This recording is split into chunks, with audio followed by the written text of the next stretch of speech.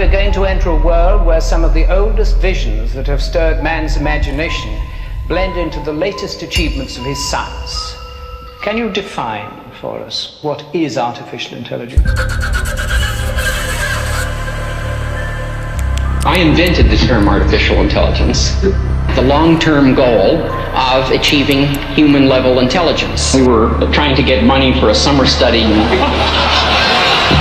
Artificial intelligence is just a marketing term. AI has its roots in the beginnings of science, at the beginnings of empire. AI has its roots in eugenics. Standard deviation, correlation, the logit model, logistic regression, emerged specifically out of eugenics. We started to define human cognition in machinic terms. A man's brain might work as a machine.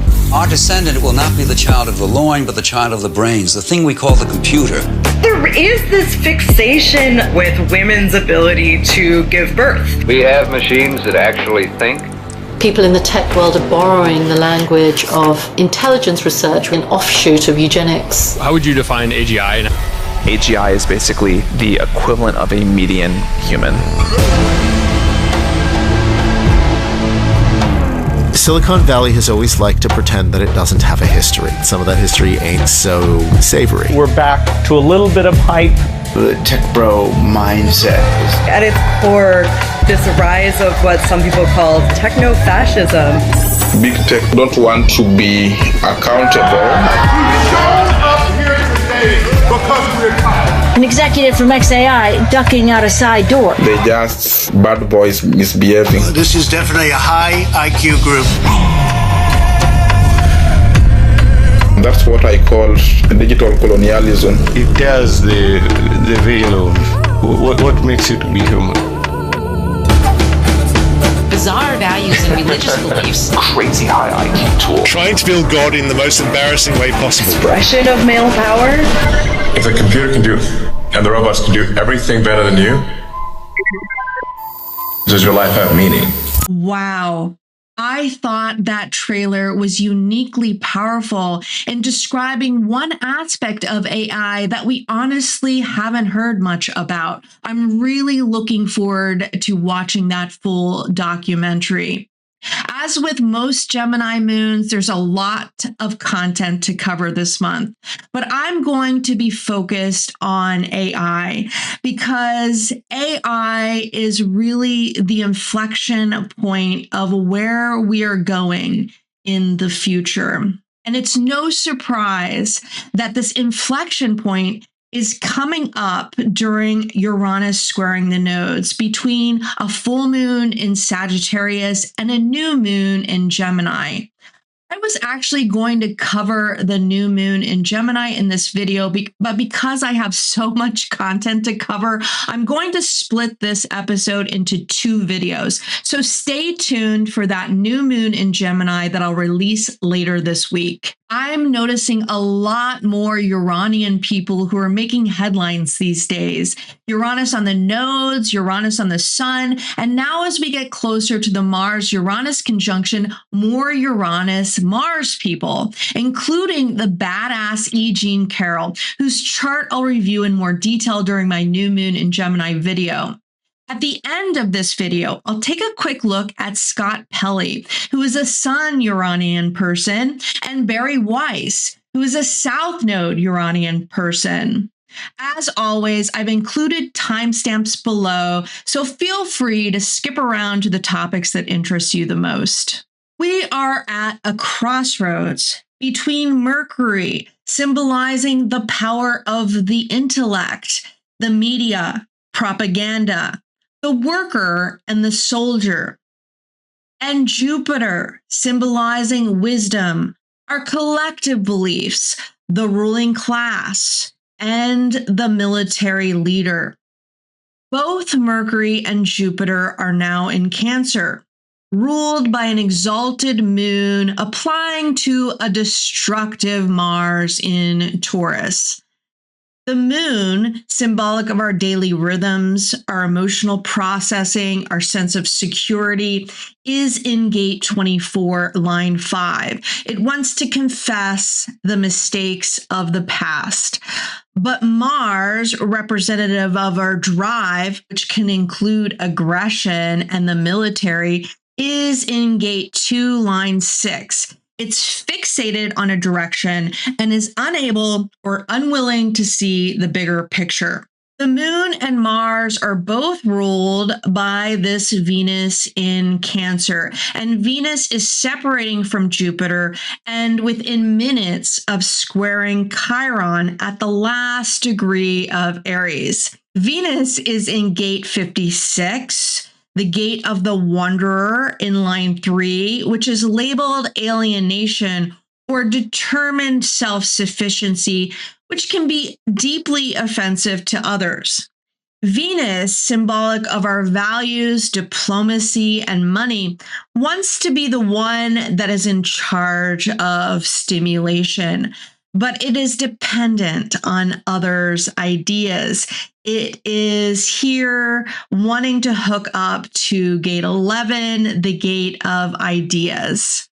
This is such a great description of AI, which is basically the manifestation of the Akashic records, of the collective's recorded history. I want to share a few quotes and clips that speak to the crossroads we are confronting with AI in general, before looking at the symbolic turning point, more specifically, the IPO of the first AI mashup, Elon Musk's SpaceX. Now, I want to start with a couple of quotes about Chiron's discovery and technology.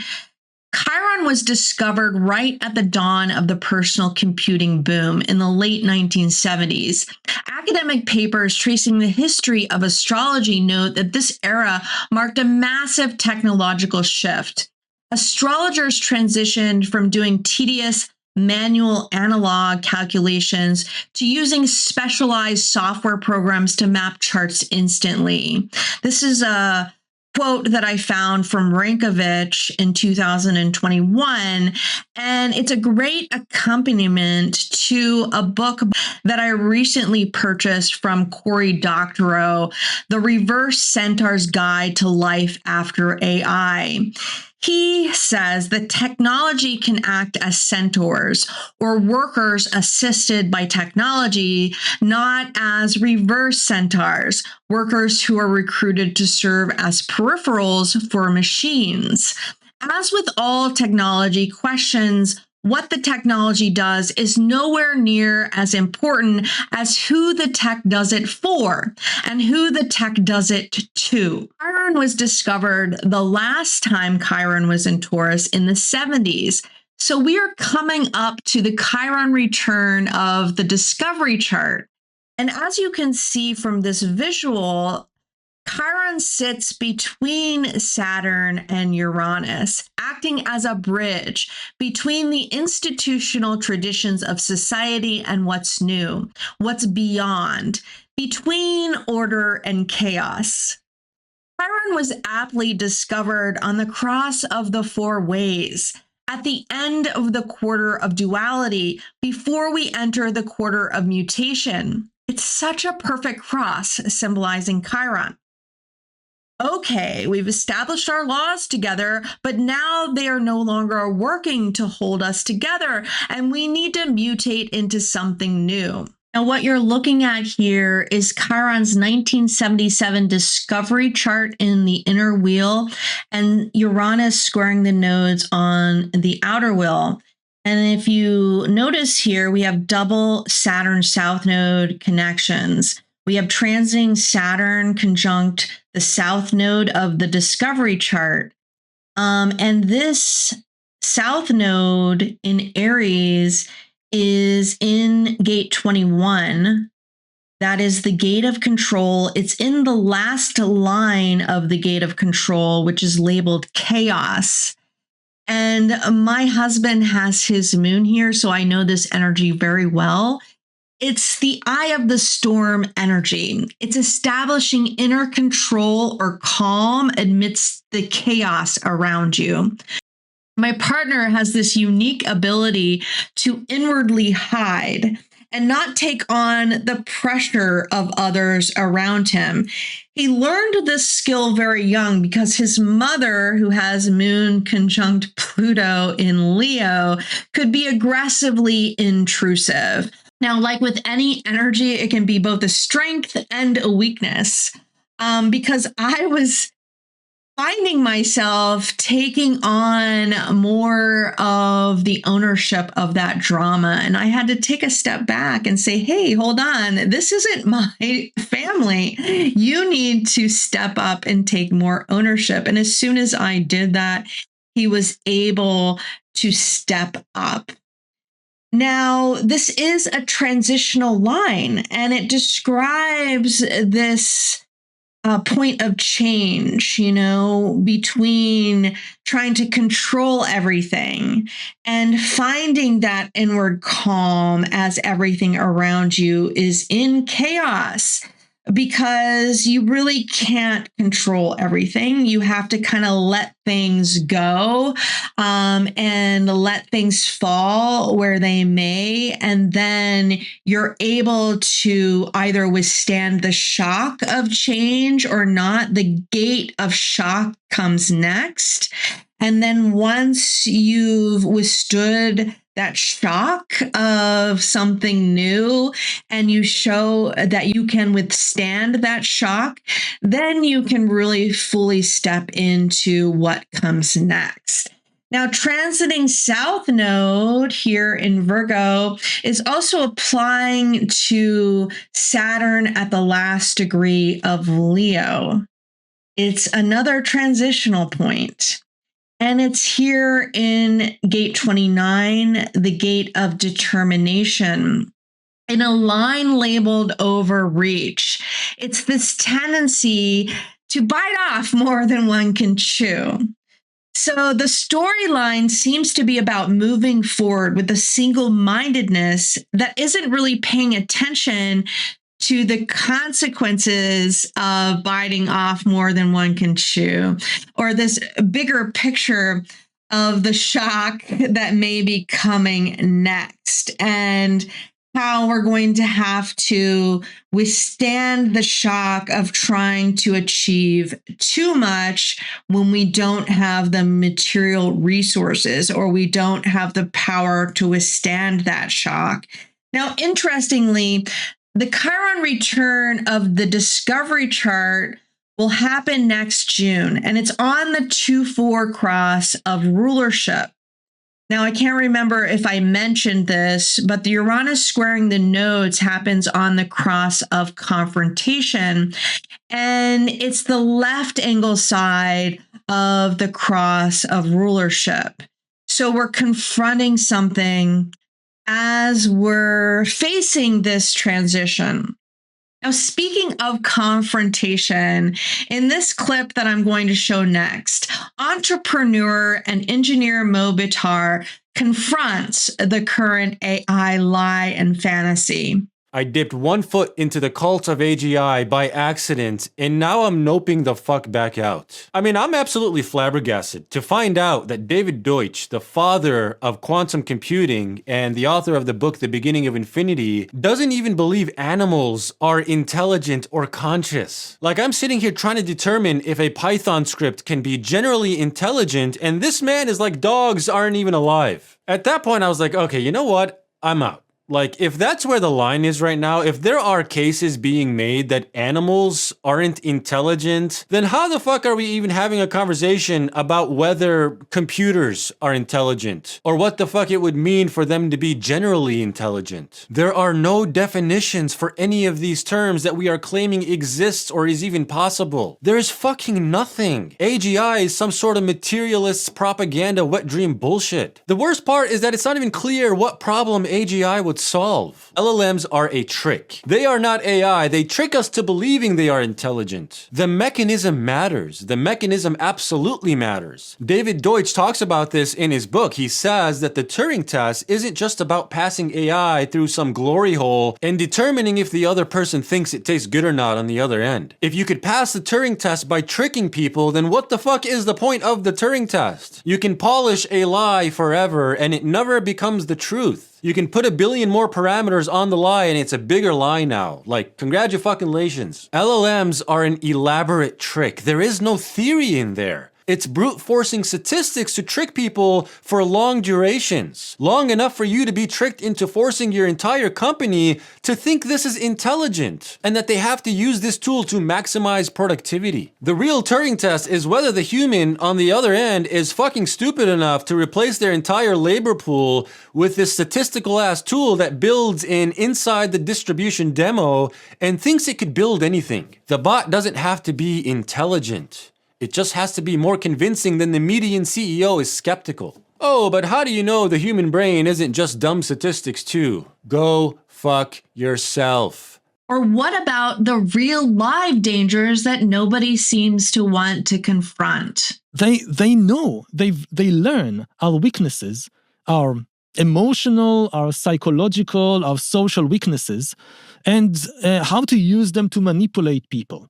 So now social media algorithms, which are very, very primitive AIs, have discovered a few weaknesses in the human code, which they have hacked, and now they manipulate us, causing us to spend hours and hours on Instagram or Facebook, even though we don't really want to. You know, people, after like spending an hour, 2 hours, they wake up and they say, why did I do that? I plan to do something else with my time. You were hacked. You were manipulated. And this is still, just the very primitive AIs. If we are not careful, we will be hacked on a much, much larger scale in the coming years as the AIs become not just far more manipulative, but also will develop their own goals. These social media algorithms, they're pursuing a very simple goal of just increasing user engagement on the platform. As AIs become smarter than us, they will have their own goals. Have you heard this term attachment hacking? Yes. I find it interesting. So attachment hacking, this idea that one thing happening in AI, which is different than, as you note, social media algorithms, is that the AIs have been tuned, and I mean in this way they've been designed to do this, right? They didn't come up with this on their own, to hack the way we attach to other people. And so when I'm talking to Claude, it's constantly saying to me, well, if you want my honest opinion, or the best piece I read on this is, or that's a great point, there's no reason it has to be pretending to have a first-person pronoun with me. Claude is not an I in that way, nor is ChatGPT or Gemini or Grok or any of them, but they speak to you as if they are. And that's a design choice to attach you to them. Yes. I can feel it work before I shut that down, or I try to shut that down. Who knows if I'm actually being successful.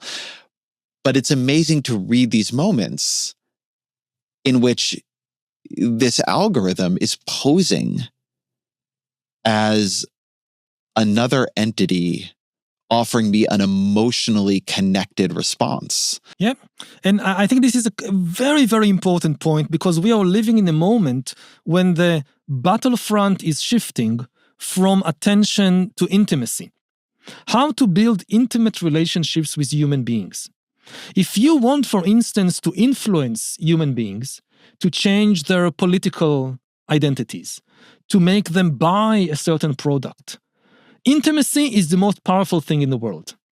Attention can get you to read an article, but the article might not change your mind.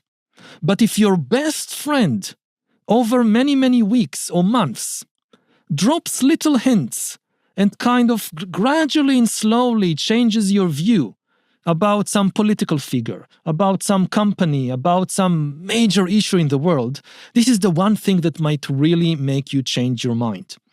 And AI is now poised to grab that power. And how will this technology disrupt democracy, by disrupting what fuels democracy, capitalism. These algorithmic machines are dual-purpose machines. So take Google, for instance, or YouTube. YouTube belongs to Google. When it sells you a film for $20, that's a commodity producing machine. It generates a commodity and it sells it. Or when ChatGPT sells you a subscription for $50 a month. Again, this is a commodity producing machine. But when Google, through its search engine, or TikTok, offer you an opportunity to experience some kinds of service, to carry out a search or to watch videos, then they become something completely different. They're not producing commodities because these are not for sale. They are what I call behavior modifiers, machines whose job is to modify our behavior.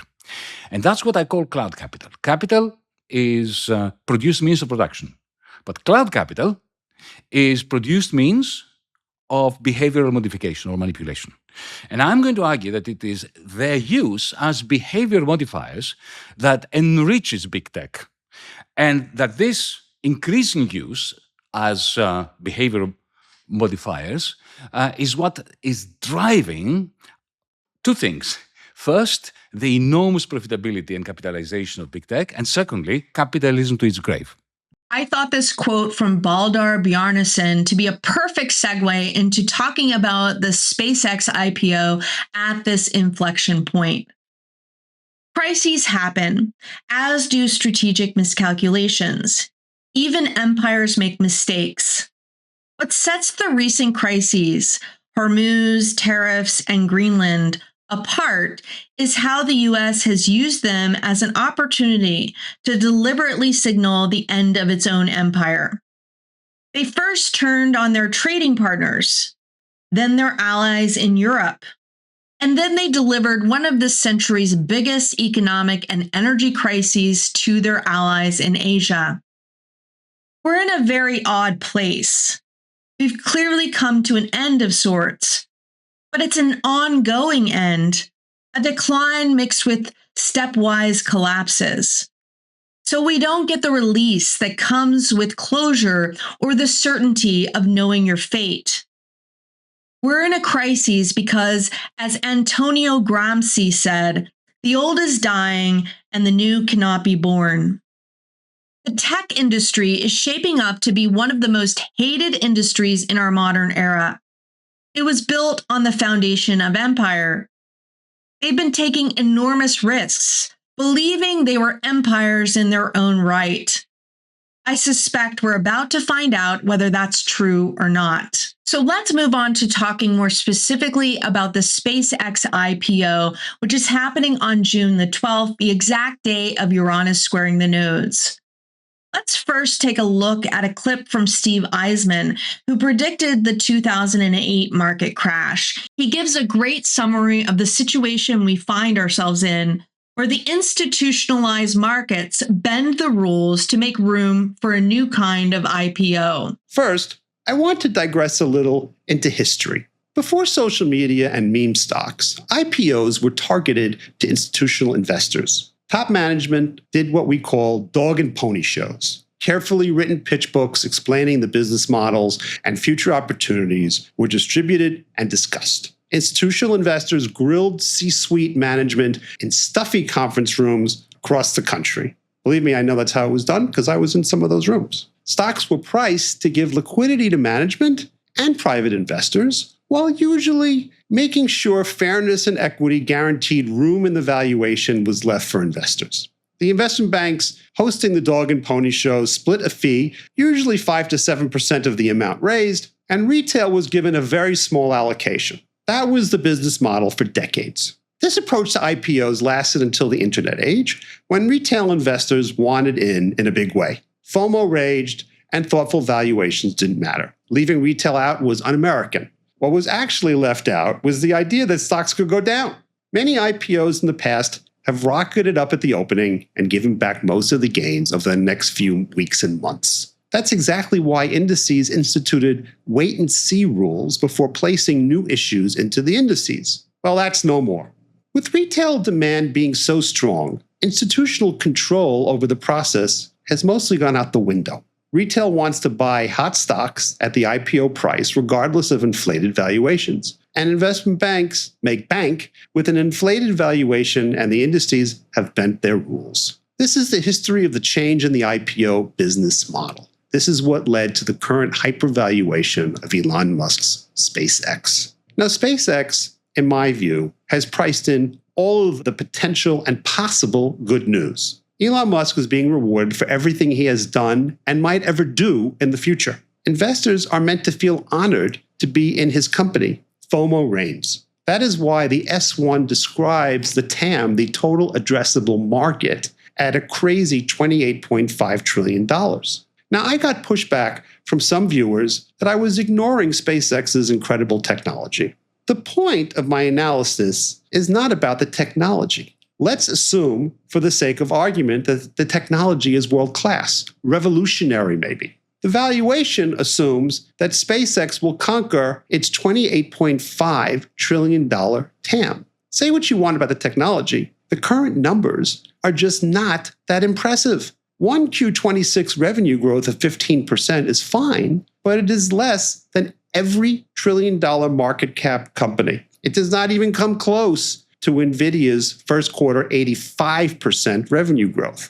I'd also point out, and this is crucial, that the bulk of the $28.5 trillion TAM is in the AI category, and Grok is not yet considered a world-class AI product. It's still a sci-fi story and will become the punctuation point on the revolution of IPOs going from being priced in corporate boardrooms to being priced on Reddit boards. I've been wondering if Pluto in Aquarius is symbolic of the death of capitalism, because capitalism fuels democracy, and democracy is very Aquarian in nature. In a recent newsletter, Daniel Pinchbeck included this quote from The Economist, which describes the apocalyptic nature of people like Elon Musk. Apocalyptic thinking is the strongest impulse in American capitalism today. Elon Musk will soon float SpaceX, a rocket company whose professed mission is to avert existential threats to humanity by establishing a colony on Mars. Mr. Musk is America's richest capitalist in part because he is its loudest Cassandra. Daniel Pinchbeck goes on to say, the opacity and scale of Musk's initiative have inevitably fostered an atmosphere of paranoia, sometimes emanating from within his own orbit. One concept that has gained traction recently is Hyperstition, a framework particularly useful for understanding neo-fascist movements. Hyperstition proposes that mimetics and mythic narratives can be used to manifest a desired future simply by acting as if it is inevitable. The SpaceX IPO functions as a massive, albeit blatantly unconvincing, exercise in hyperstition. And you'll see from these next clips that Musk has a long history of this type of hyperstition, a habit of predicting things like autonomous driving is just around the corner since 2014. But with this IPO, because of the way that it's relaxing the rules and barriers of entry for retail investors and pushing the stock into index retirement funds, the damage is no longer forcing the population to be exit liquidity for technology that seeks to replace us, but it's also risking eroding the trust people had in things like index funds, 401ks, and pensions. Just as the Trump regime and Elon Musk's meddling has destroyed trust in government, this may destroy trust in the financial system altogether. And without trust, the system breaks down. Really going to be a reality. The Tesla car next year will probably be 90% capable of autopilot. Like, so 90% of your miles could be on auto. You know, for sure highway travel. So we're probably only a month away from having autonomous driving, at least for highways and for relatively simple roads. I mean, my guess for when we'll have full autonomy is about 3 years. My point is, when does it get to be where you don't need to be sitting behind a vehicle? I can have my 75-year-old mother who doesn't speak any English, who doesn't drive, be able to be transported from point A to point B by just sitting in a car by herself and being taken. I think we're basically less than 2 years away from complete autonomy. I think we're still on track for being able to go cross-country from LA to New York by the end of the year, fully autonomous. I think probably by end of next year, self-driving will encompass essentially all modes of driving and be at least 100 to 200% safer than a person. In fact, I think it will become very, very quickly, maybe even towards the end of this year, but I'd be shocked if it's not next year at the latest, that having a human intervene will decrease safety. Extremely confident of achieving full autonomy and releasing it to the Tesla customer base next year. And we are discussing level 5 autonomy, so really full autonomy. Based on your current understanding, how hard do you think this full self-driving problem, when do you think Tesla will solve level 4 FSD? I mean, it's looking quite likely that it will be next year. How hard is it as a problem to solve? Because you've made predictions in the past about autonomy, some of those haven't come to fruition at the same time. Has your understanding of the problem of autonomy changed over the last few years? Yes, I would say that self-driving is one of those things where you think you're getting there, but then you end up asymptoting. Your progress is initially linear, and then looks logarithmic and sort of tapers off. Now at this point, I think we are no longer trapped in local maximum. And it appears, my best guess is that we'll get there this year. I think Tesla will have sort of a ChatGPT moment, maybe if not this year, I'd say no later than next year. Oh, you will, in terms of suddenly it will. Yeah, suddenly 3 million cars will drive themselves with no one. We'll move from supervised full self-driving to unsupervised full self-driving, where the car, you could fall asleep and wake up at your destination. You can think of it like individualized mass transit. We do expect actually to start fully autonomous, unsupervised FSD in Texas and California next year. That's with the Model 3 and Model Y. We expect to be in production with the Cybercab in probably, well, I tend to be a little optimistic with timeframes. But in 2026, before 2027, let me put it that way. Like I mentioned, this Uranus square is on the cross of confrontation, the left angle side of the cross of rulership. In 2030, Musk will have his second Saturn return on this cross, which includes themes about reputation damage. This cross has coup energies, which immediately made me think about Cuba. If you remember, I thought that a takeover was more likely as we got closer to the square. Then I ran into this 2023 Guardian article, which includes a quote from Elon: "We will coup whoever we want." We can already see the damaging effects these past couple of years has had to his once glowing reputation. How much lower can he go? Well, if this IPO tanks, his reputation will most certainly fall, and especially if the common man is left holding the bag. But there are 4 more years for this to play out, so we might be in for a long ride. During this IPO, Musk will have transiting Saturn conjunct his Chiron degree, which means that Saturn will also be squaring his Mercury degree on his ascendant. This is near a Mercury return. It was during his Chiron return that he made that hostile bid and takeover of Twitter. So we're returning to some of the karma related to that takeover. In his human design body graph, Chiron sits in gate 21. He has a wound around the themes of control. It's about his beliefs, his expression, and his freedom of movement. It also might have to do with his Asperger's. Part of this is about what he considers to be objective and fair. This fear of not being in charge, in some senses, stems from his experience of his father, who was emotionally volatile and yet controlled everyone because he was the one who had the money. In his body graph, Elon Musk has an undefined solar plexus. You can't see it in this body graph because it's a combination of the solar return. He does have quite a few activations leading off of an undefined solar plexus. His emotions are a source of trauma for him. He doesn't trust them and feels like he is being manipulated by others' emotions. You can see this in his wife's retelling of their disconnect after they lost a baby to SIDS syndrome. She was grieving, and he could not experience her grief without feeling manipulated by it. While his other wife, Tallulah, in one interview claimed Musk was the most emotionally sensitive person she's ever met. That's how an undefined solar plexus presents itself.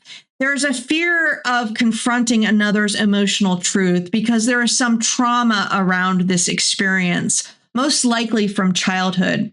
They tend to be experienced as even more emotional than someone who has an emotional channel because people with undefined solar plexuses can sometimes react more emotionally when others activate them. Musk has his design Venus in gate 30, line 6. So there is a need in him to hook into positive feelings.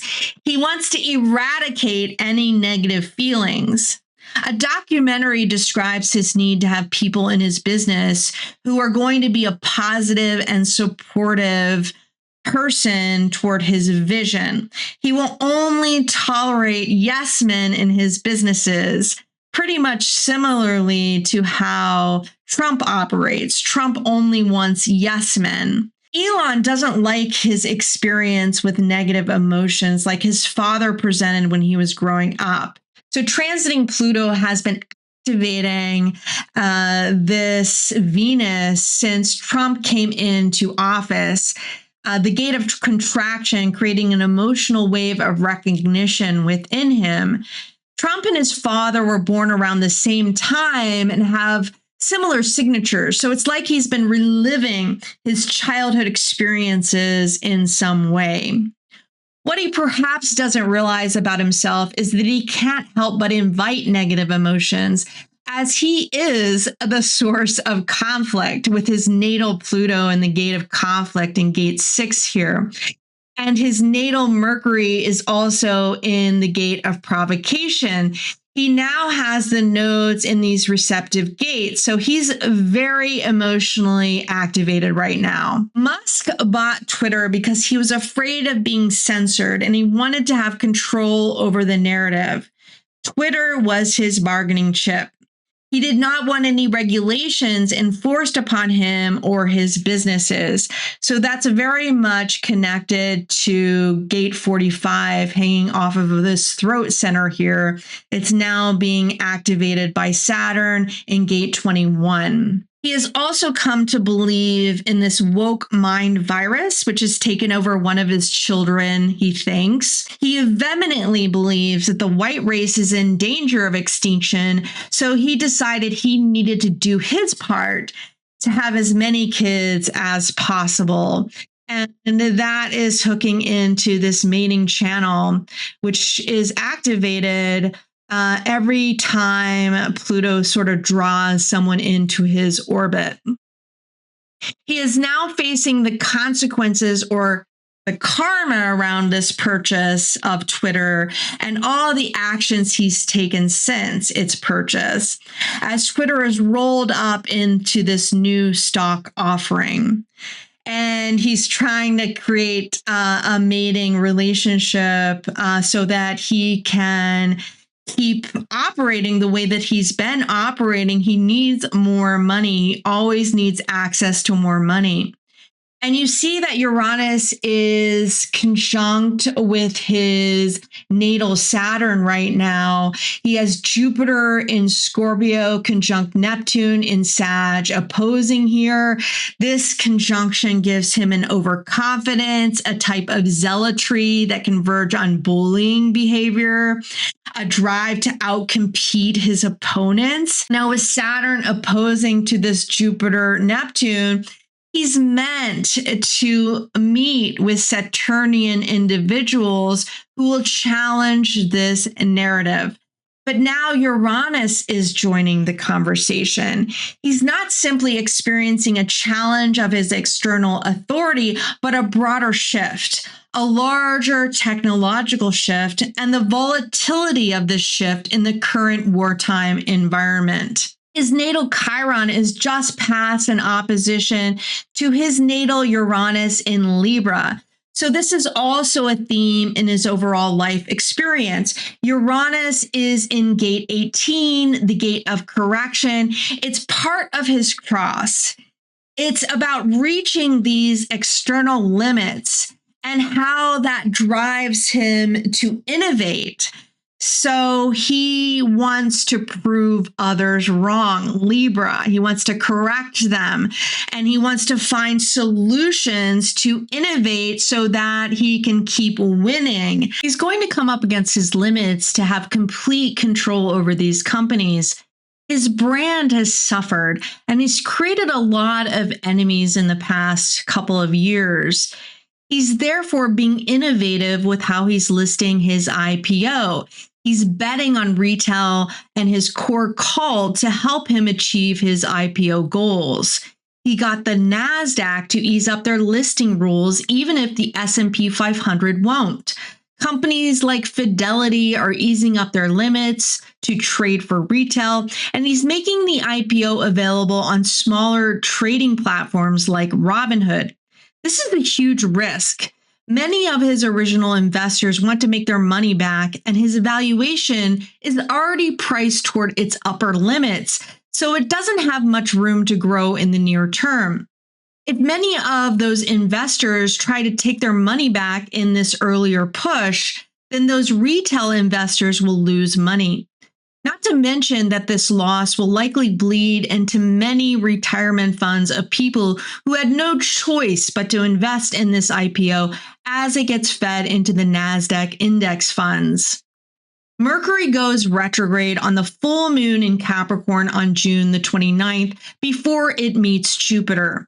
In fact, Mercury will retrograde on the exact degree that Jupiter was during the IPO at 26 degrees of Cancer. Expect there to be some kind of reversal or a major shift in how he's addressing the waiting period before the company is listed on the NASDAQ. Will Musk end up getting a bailout from the government as the president has teased? What was the president alluding to when he said the people will own a piece of AI companies? Does this mean they'll transition our benefits to the AI companies? As it stands, there's only so much money to go around, and I would expect that there will be winners and losers in the AI IPO race. How will Musk's stock performance affect the other two IPOs? It will be interesting to see how it shakes out, but my personal bet is that Anthropic will win this current race. They've been more strategic about how they're spending their money, focusing on enterprise companies. They've also been more vocal about using AI in an ethical way. And I think that's going to actually create more trust in Anthropic as a leader in this space. Now, like I mentioned, I wanted to quickly look at Scott Paley's chart, and especially Bari Weiss's in combination with Scott Pelley, because he had such a dramatic reaction to Bari Weiss, even though she wasn't physically there to confront him. He had been basically experiencing Bari Weiss's intrusion from afar, and he was really upset with the recent firing of very long-standing producers on the show. Now, if you don't know that much about 60 Minutes, if you're not an old gal like me who is really attached to that show for a very long time, this show is very symbolic of the kind of intrusion that this administration is starting to put on different media companies. And Bari Weiss was brought in to be one of those voices that tried to get CBS to be more vanilla or not to upset Trump and to focus maybe on other types of hard-charging news investigations outside of the administration. Scott Pelley was not having it. He had been at 60 Minutes for a very long time, and he had an attachment to the news team on 60 Minutes and the regimented independence that the program had from the business side. So Scott Paley was born on the cross of the unexpected. He's on the inner wheel of this chart. We don't know his time of birth, so ignore the houses. Bari Weiss is on the outer wheel of this chart. We also don't know her time of birth. But he's most likely a 4-6 on this cross of the unexpected. He's a pure generator. He is Uranian. You see that Uranus conjunct his sun, and it is basically on the north node of the Sibley's chart, which is interesting, especially during this time of confrontation with this administration, as we're having Pluto on the south node of the Sibley chart. So this is a confrontation with a Uranian correspondent that is objecting to this power and control that's happening on the other side. And this cross really is all about minimizing the unexpected, a theme which is repeated in his south node in Taurus, ruled by Venus in Virgo. The south node has just transited his Venus in Virgo. And so this is bringing up themes of having this stability and control over the unexpected. You know, Taurus doesn't like things that are chaotic. They like the tried and true. They like stability. But it's very interesting and a contradiction in his chart, this Uranian influence of his sun. And it's basically describing people born on this cross. They can have this uncomfortable relationship with chaos. They are uncomfortable voyeurs of chaos, which really describes his position as this correspondent, this performer, basically, who goes to these war zones and has kind of a distance from the actual war because he's just reporting on it, but he has this voyeuristic view of the chaos that is going around him. And you see the steadiness in his career as he has been with CBS since 1989. But he has certainly been a voyeur to the chaos as a war correspondent in Afghanistan and Iraq. Scott Paley is not normally an emotional person, and neither is Bari Weiss. Now you're looking at the synastry of their human design connection, and you see together they both have a completely open solar plexus, which is highly unusual. So this is a place of wisdom for them. But right now, we have a lot of moodiness in the collective because we have Mercury in gate 39 and the North Node in gate 55, which is creating the channel of emoting for everyone. So if you're not normally an emotional person, you might be experiencing this time very emotionally as well. Bari Weiss is also Uranian, with Uranus on her south node in Sagittarius. And if you can see this chart, you'll see that they have double nodal connections, just like the Chiron chart, except their nodal connections are both with the south node and the north node. So let's take a look at those connections. Her Saturn is conjunct with his north node in Scorpio, while her Mars is in square with the ruler of his north node, his Mars in Leo. And if you see his Mars in Leo, it's also conjunct his moon in Leo. So he is feeling extra emotional by her actions because it brings up this emotional nature in him, that wants to protest against her actions. He's stirred up by her recent actions, her recent Mars drive to change the show's makeup. of what he's grown used to, of what's made him have that stability in this cross of the unexpected. Then his Saturn in Sagittarius is also conjunct her south node and Uranus in Sag.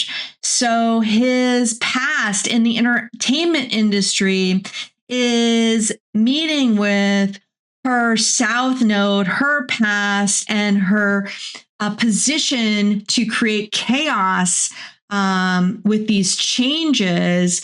It's running up against his Saturnian nature and stirring up the pot and making him really go toward his north node, which he should be going toward at this point in his life. But it's really stirring up that pot and making him confront things that he might not want to confront, but he's driven to confront because this is part of his purpose in life, to be confronted at this moment. Now, they both have serious transits to their charts right now, which is not demonstrated here. But if you know where Pluto is right now, you'll know that he's confronting this power with Pluto opposing his sun. And he also has just had Mars conjunct his south node and the south node conjunct his Venus. So this is demonstrating the firing and the firing because he stuck up for the producers who had been fired on his show. He stuck up for what he values as far as the independence of news. He's got a Venus-Pluto conjunction, which makes him have to confront these issues of power and control in his relationships with regards to his values and things like that. So this is something that he's confronting at this moment with Pluto also opposing his sun. And if you know where Neptune is right now, it is conjunct Bari Weiss's sun. Now, if you know about this news story, you'll also know that Bari Weiss was absent when Scott Paley was fired. And she's kind of been behind the scenes mostly. There's been a lot of news stories about her, but she's been playing it safe behind the scenes.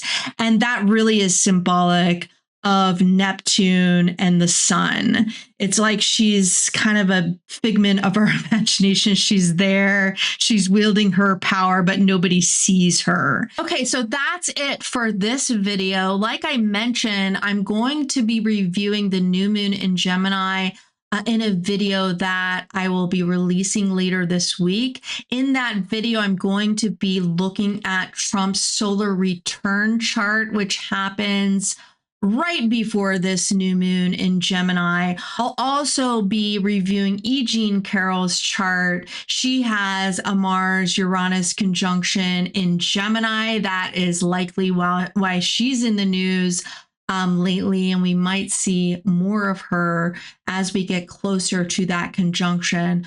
But we will surely be experiencing more shocks and surprises as we near that conjunction, and likely more Mars-Uranian people as we approach that conjunction. But that's it for now. I hope this video was helpful, and I'll see you next time. Bye.